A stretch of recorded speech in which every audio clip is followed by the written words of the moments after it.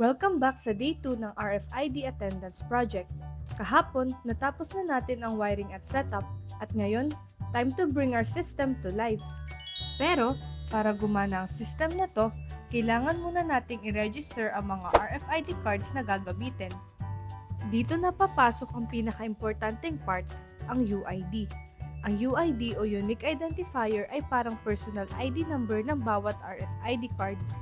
Kapag tinap mo yung card sa reader, binabasa ng module yung unique code na nakastore sa loob. At yun ang ginagamit ng system para makilala kung sino ang nagtap.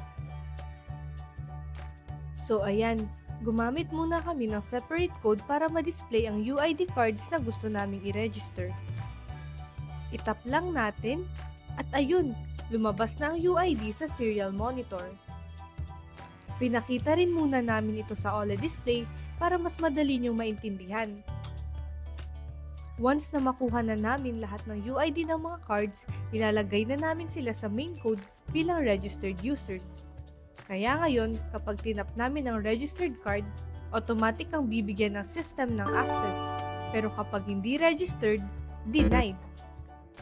Successful ang intended function ng ating system. At syempre, hindi pa dyan nagtatapos. I-upgrade pa natin to bukas sa pamamagitan ng pagdagdag ng time and date log gamit lang ang Wi-Fi connection. See you guys!